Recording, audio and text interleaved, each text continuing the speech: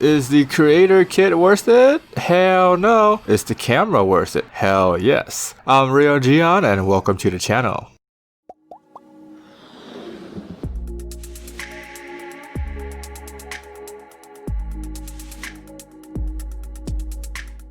One of the things that surprised me is that the camera is actually smaller than I think it is. Before I pulled the trigger on it, I was looking up like a ton of videos on it, and I knew I liked the video quality, but I'm very happy about the size. This is one of those cameras where you have to pay attention to it to notice that it's there. It's because during my time doing like vlogs and things like that, when I look back into the videos, not that many people would notice the camera. On top of that, there are buttons to take pictures, the on and off switch. There's also the toggle for different camera modes, all of which I don't use because auto mode, quite frankly, is good enough. If you're someone that wants to go into detail about the camera modes and things like that, hey, let me know. I might just do something like that since now I own the camera, like legit. There's also a toggle where the lens is so that you can either zoom in and zoom out quickly or slowly. I actually did not notice this feature until I look at every inch of the camera to actually catch it. On the back there are buttons to record the video, which is my favorite button because I mainly buy the camera to record videos in the first place. The ring in the middle can be used as a way to navigate the menu. Then you have buttons that brings up past videos and photos you took and a button to bring up the menu. There's also a delete button so you can erase stuff you don't like. The screen is a soft touch screen, which is nice because it makes it simple to do things and move the screen, use the camera as a selfie camera. One of the best features of this camera, by the way. On the bottom, you have a hole to mount your tripod, and this is where you replace the battery.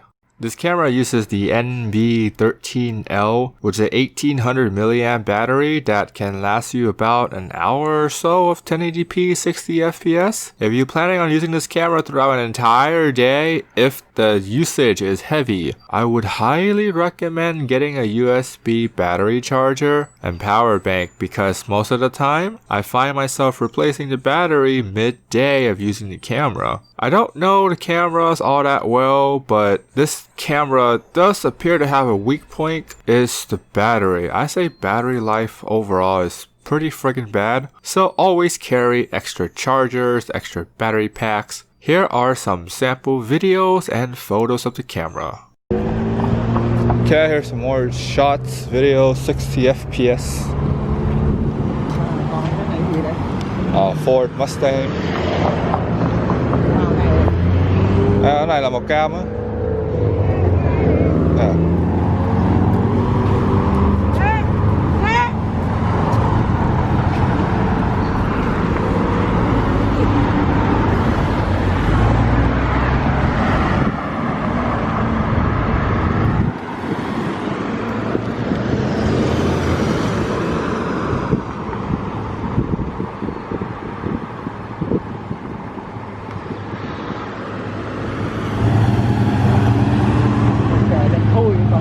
Yeah, nó nắng mà nó đen á.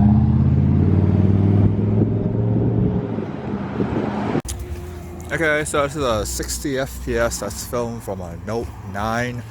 Just to kind of like give you guys the comparison between this one and the Canon G7X to see if like image quality is better or worse. I feel like from looking at the screen, it seems like it's worse because the camera seems really jittery to me on my end, and then also it's kind of cropped in. The same thing with the Canon G7X, it's also kind of cropped in too, so hopefully image quality is pretty good. It's a relatively new phone, but you know what the thing with Samsungs, they're like, their price, they depreciate like a freaking rock, so yeah. Okay, so it's gonna be like a little test on the sound quality, image quality, and things like that. If you were to do something like a vlog, and then yeah, so then you guys have an idea of how sound quality is like without using any external mic, and it's just me walking. It looks pretty stabilized for the most part, to be honest.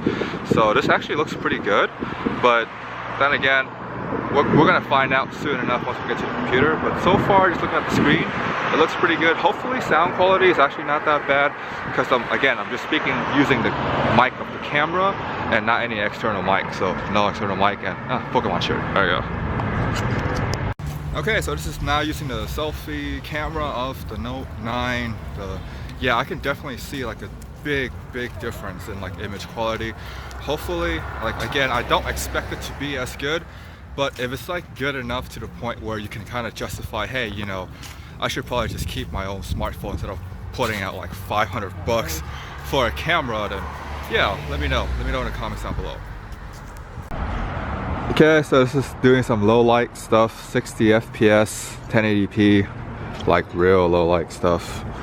Just gonna walk across the hall with the camera, and image looks pretty good on the screen. Not sure how it'll be like on a computer. I'm pretty sure you guys probably know already, so yeah, that's what image quality looks like.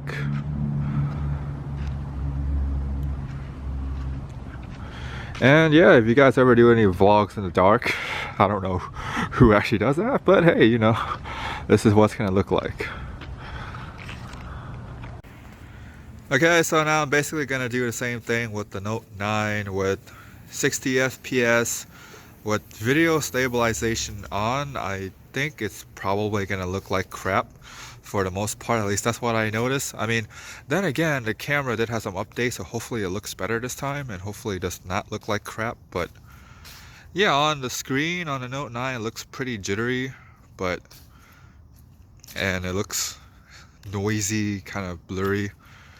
But hey, hopefully in a computer it's better. Hopefully those camera updates can finally make the phone a lot better than what it already is. I hope so too. And yeah, so this should give you guys an idea of what it's like to have a Note 9 or some kind of phone around this sort of era, year, things like that. Okay, so this is turning it around, just, you know, me facing the camera, and hopefully you can somehow see my face. Okay, yeah, there we go. Now it's a lot better. Yeah, so again, this is like if you were to do vlogs in the dark, this is probably what it's gonna look like. And then again, like the image on the screen looks pretty good. I think sound is about the same thing as whatever the daytime is, so yeah, there's also that too. Hopefully this is somewhat helpful for you guys. It is so cold outside, so yeah, very cold. Okay, so this is now the exact opposite. This is the reverse version of what it looks like. But sadly, this particular camera does not do 60 FPS in the front facing camera, so there's none of that stuff. There's a lot of noise that are from basically what I'm seeing here, and my face is a lot more cropped in. Hopefully the sound is probably gonna be pretty similar, to be honest, and yeah, hopefully, maybe, you know, I don't think it's that bad, but hey, you know, if you guys are like really picky on your videos, this is probably pretty bad. Okay, at the end of the day, a question you would really need to ask yourself is, do I really need this camera? Sadly, as smartphones get better and better, the answer is eventually no. But if you really want a good smartphone camera, you are paying a significantly more price than this particular camera. So the answer might just be a yes. If you plan on taking your YouTube game to the next level, it's a definite yes. Because you will notice a difference. You will notice the difference. If you plan on going beyond 1080p, then no, this is just not gonna work. If you're just someone that likes to record video from time to time, then this is a hard no, because your smartphone camera will most likely do the trick just fine. So going back to the creator kit, this is a hard pass for 650 bucks because you are simply overpaying for the camera and the parts don't add up to the point where you can see the value. If you want a combo, there's a link down below where you can get a combo with more content for less money. Anyways, I hope this helped. Like, comment, subscribe, click the bell for more content. You guys stay awesome.